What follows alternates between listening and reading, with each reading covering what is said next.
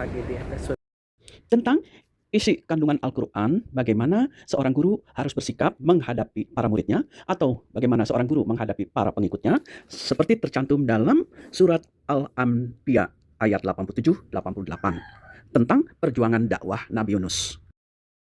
Ayat tersebut menjelaskan peristiwa ketika Nabi Yunus diutus oleh Allah untuk berdakwah di suatu daerah bernama Ninawa. Tugas Nabi Yunus untuk mengubah cara pandang para penduduk Ninawa tidak mudah, karena para penduduk tersebut tidak mau mengubah kebiasaan lamanya. Mereka sudah merasa nyaman mungkin dengan segala kebiasaan lama, dan mungkin tidak mengerti kalau berubah akan lebih nyaman. Menghadapi penolakan penduduk kampung Ninawa, Nabi Yunus tidak sabar sebagai seorang guru, dan tidak bisa mengendalikan emosinya sebagai seorang pendakwah, dan dia marah terhadap situasi tersebut. Kalau istilah sekarang mungkin dalam kemarahannya, ya udah kabur aja dulu. Dalam dakwahnya, Nabi Yunus mengajarkan bahwa manusia itu harus menyembah Allah, bukan menyembah berhala. Namun, para penduduk tidak mau mengubah kebiasaan lama. Maka, ketidaksabaran Nabi Yunus dan kemarahannya yang telah memuncak membuatnya pergi meninggalkan kampung Ninawa. Singkat cerita, Nabi Yunus telah berada di kapal bersama beberapa orang yang melakukan perjalanan melintas samudra. Namun di tengah laut, kapal mereka dihantam ombak yang sangat dahsyat, sehingga kapal menjadi oleng. Agar kapal stabil, harus membuang satu orang ke laut. Siapa yang harus dibuang? Mereka bersepakat untuk diundi, dan hasil undian yang harus dibuang adalah Nabi Yunus. Maka mereka membuang Nabi Yunus ke laut, dan kapal kembali stabil. Namun, Nabi Yunus tidak tenggelam, karena ada seekor ikan paus yang kemudian menerkam hidup-hidup Nabi Yunus dan menelannya. Kisah tersebut tercantum di dalam Al-Quran, surat As-Saffat, ayat 141 yang berbunyi, kemudian dia termasuk orang yang kalah dalam undian. Meskipun berada di dalam perut ikan paus yang gelap gulita, Nabi Yunus tetap hidup. Kemudian dalam kegelapan tersebut, beliau merenung. Dari kejadian tersebut, kita juga ikut merenung. Apakah kekalahan undian Nabi Yunus tersebut yang menyebabkannya beliau dibuang ke laut dan masuk ke dalam perut ikan paus adalah suatu kekalahan? Atau apakah itu adalah suatu kerugian?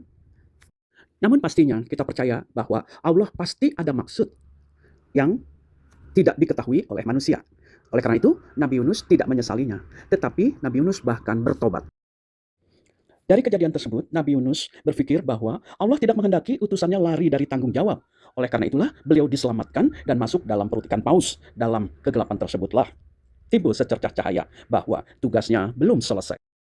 Sebagai utusan Allah yang mengubah pola pikir penduduk agar mau menyembah Allah, bukan menyembah berhala. Dalam kesadaran akan kekeliruannya tersebut, Nabi Yunus kembali ke kampung Ninawa. Dalam menyampaikan ilmunya, Nabi Yunus diuji dengan ujian yang sangat berat, yaitu para penduduk yang tidak mau menerima ilmu baru yang disampaikannya, sehingga menyebabkan hilangnya kesabaran dalam menyampaikan ilmu baru tersebut, dan marah lalu pergi. Tapi itu bukan solusi. Marah dan pergi meninggalkan para murid itu tidak menyelesaikan masalah. Melalui kisah Nabi Yunus tersebut, barangkali belum banyak orang yang menyadari bahwa kisah Nabi Yunus ini, cara Allah mengajarkan tentang pentingnya memupuk sikap tanggung jawab. Sebagai seorang guru atau orang yang menyampaikan ilmu, bukan kemarahan yang diperlihatkan pada para pemula yang baru belajar dan yang baru mau mengubah pandangannya. Seperti Nabi Yunus yang bertobat di dalam perut ikan paus dan menyadari kekeliruannya, sehingga Nabi Yunus mau kembali mengajarkan ilmunya. Barangkali metode penyampaiannya yang perlu diubah. Tidak mudah mengubah pandangan orang dengan serta-merta, karena dari situasi lama yang sudah merasa nyaman ke situasi baru yang harus dimulai lagi selangkah demi selangkah, itu memerlukan waktu. Selain memerlukan waktu secara tahap demi tahap, juga memerlukan kesabaran, karena dalam kesabaran menyampaikannya itu diperlukan metode yang tepat untuk orang-orang yang sudah punya pendirian sebelumnya. Kesabaran menyampaikan ilmu dibarengi dengan ikhtiar yang maksimal. Lalu, bila ikhtiar telah dijalankan dengan sabar, maka kemudian hasil ikhtiar itu dipasrahkan pada Allah. Bukan kita memaksakan kehendak agar orang yang kita beri ilmu itu mengerti dan harus menerima. Bukan seperti itu.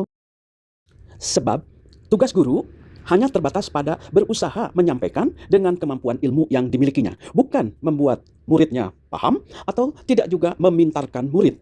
Untuk menjadi paham, itu menjadi tugas murid. Dia harus mencari lebih dalam agar dia mampu memahami ilmu yang disampaikan guru. Lalu, guru hanya mampu bersabar dan bertawakal dalam setiap usahanya, karena yang membuka hati manusia yang mau menerima ilmu itu merupakan kekuasaan Allah.